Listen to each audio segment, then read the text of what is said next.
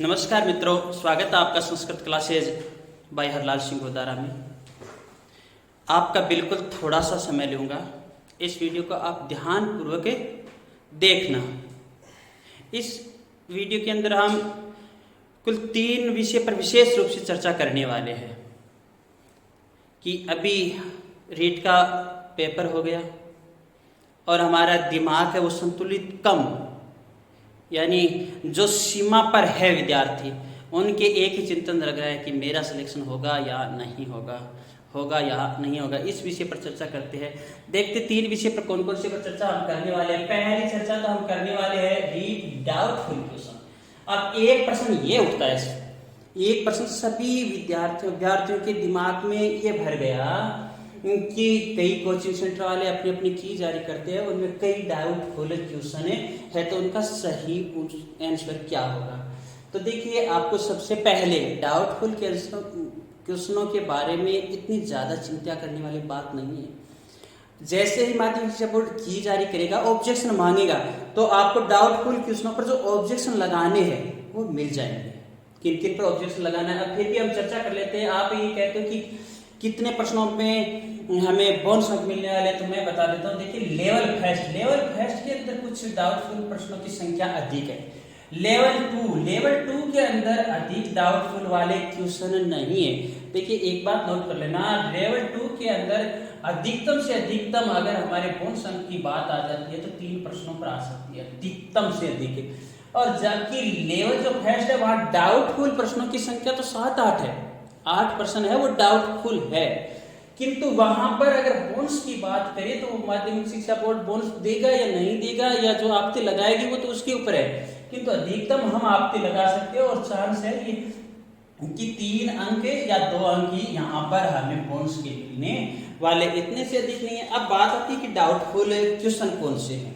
तो देखिए, level first के अंदर जो डाउटफुल क्वेश्चनों की बात चल रही है, मैं अधिक नहीं लेने वाला हूँ, आपका समय थोड़ा सा कम सही समय के अंदर बता रहा हूँ। जो एक 0.4 × 0.2 बराबर 0.08 वाला है, तो उसके अंदर देखिए क्वेश्चन के अंदर आपका राइट आंसर होने वाला है ग्राफ और पेपर, क्योंकि ये हमारा आया हुआ क्वेश्चन है CTET 2019 के अंदर पेपर में, तो उसमें ग्राफ पेपर को माना है। ये डाउट वाला है तो यहाँ पर कोई बोनस वाली बात नहीं है। अब हम साइकोलॉजी में जैसे चलते हैं तो बाल्यावस्था के दौरान जो सीखने वाला प्रश्न आ रहा है उसके अंदर अधिक से अधिक हम कहते हैं तो अधिक विद्वानों का मत है वो तरक पड़ जाता है। उसके बाद में हम जो बात करते हैं कि जैव विविधता से संबंधित हमारा प्रश्न आया है, उसके अंदर कोई विशेष डाउटफुल वाला नहीं है, जिसके अंदर RH हेविटेकर है वो सही उत्तर है। इसके बाद में एक आपका प्रश्न जो आ रहा है मनुष्य, यानी हिंदी भाषा के अंदर आया हुआ है मनुष्य अंग। तो देखिए, हिंदी भाषा के मुख्य अंग जरूर होते हैं, मनुष्य अंग नहीं होते। तो यहाँ पर अशुद्धि के कारण यहाँ पर बोनस अंक मिलने वाला है। अब एक रोग वंशानुगतता, वो भी एक डाउटफुल क्वेश्चन ही हम कह सकते हैं। खेल कूद विधि का सिद्धांत, वो भी डाउटफुल क्वेश्चन है। अब सिलेबस से जो बाहर का प्रश्न आया था, ये बेलन का वक्र पृष्ठ का क्षेत्रफल, तो ये सिलेबस से बाहर है, इस पे आपको बोनस अंक मिल सकता है। यानी जो आपका प्रश्न आ रहा है ये वक्र पृष्ठ वाला, वक्र जो पृष्ठ का क्षेत्रफल है वो ज्ञात करने वाला जो प्रश्न आ रहा है, यहाँ बोनस अंक का चांस है अधिक से अधिक। एक विद्यार्थी और अध्यापक अनुपात का क्वेश्चन आया है, तो यहाँ पर अधिक डाउट वाली बात नहीं है। हम ऑप्शनों पर जाते हैं तो 30-1 वाला अधिक चांस, अधिक से अधिक सही हो रहा है। उसके बाद तिहाड़ जेल लेवल 2 के अंदर बात आती है तो वहां पर गोपाल सिंह भी आते हैं। एक हिंदी के अंदर जो बुलेटिन बोर्ड वाला आया हुआ प्रश्न, वो अब एक सबसे अहम क्वेश्चन आया। देखिए, एक खाद्य श्रृंखला के अंदर चूहा कौन सा उपभोक्ता है, प्रथम है, द्वितीयक है, तृतीयक है।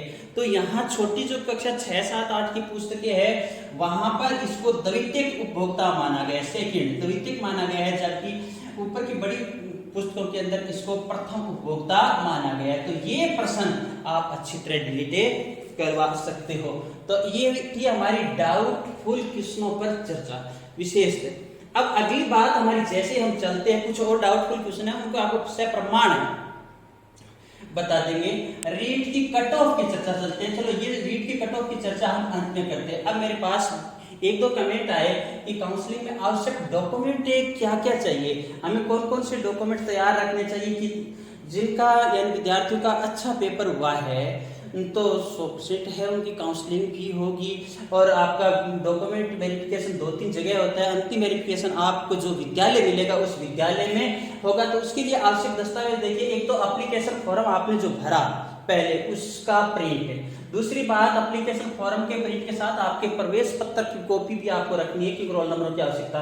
10वीं क्लास की मार्कशीट और प्रमाण पत्र, देखिए पहले की मार्कशीटों में ये अलग अलग था, वर्तमान की मार्कशीटों में ये साथ आ रहा है। ऐसे ही 12वीं क्लास की मार्कशीट और प्रमाण, BST लेवल फर्स्ट वालों के लिए मार्कशीट और प्रमाण पत्र, BA की मार्कशीट और प्रमाण पत्र का आशय मेरा BA की डिग्री, अगर डिग्री किसी की जारी नहीं हुई है तो उसके स्थान पर यूनिवर्सिटी से आपको प्रोविजनल प्रमाण पत्र मिल जाता है।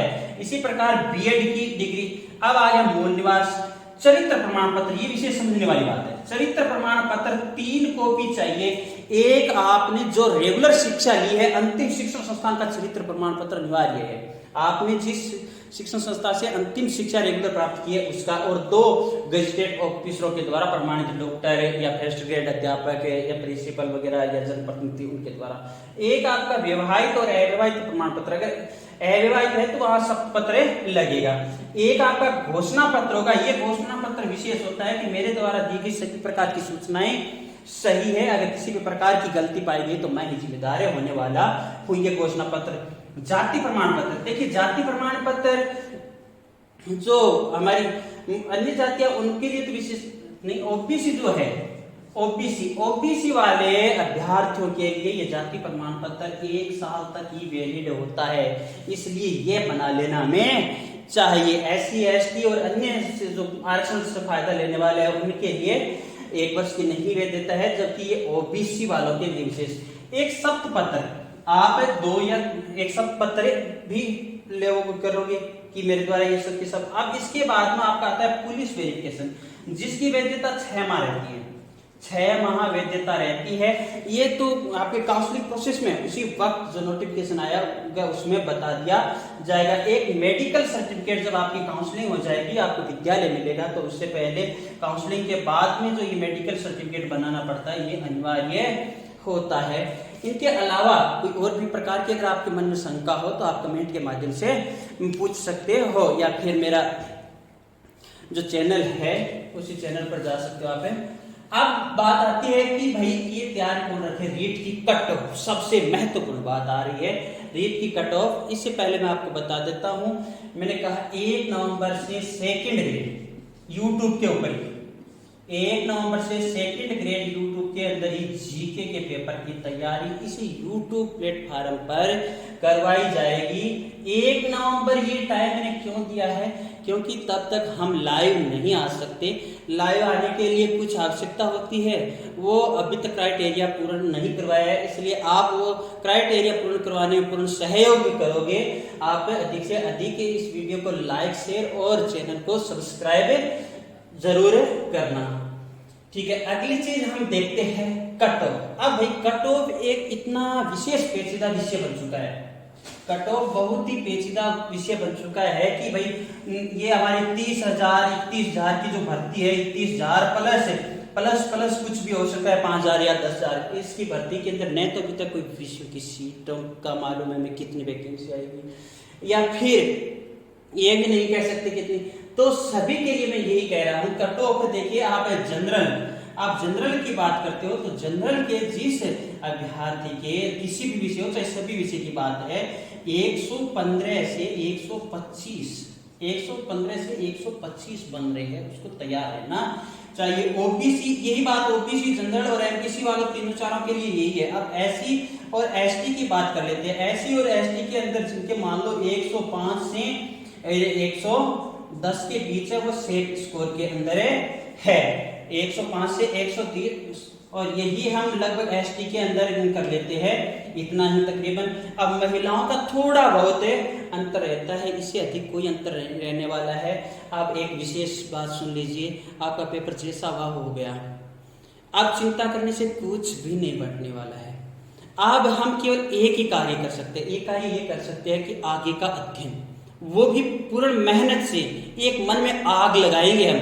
वो आग ऐसी आग होनी चाहिए कि जैसी अगली वैकेंसी आपकी सेकंड ग्रेड है, आपकी फर्स्ट ग्रेड है, आपकी जो भी अन्य ग्राम सेवक वगैरह की है, उसमें आपको ही टॉप बनना है, उसमें आपको ही टॉप बनना है, आपका 100% आपको सिलेक्शन है करवाना। ऐसी एक आग लगाइए, उस आग के तहत आप सही रणनीति से पढ़िए।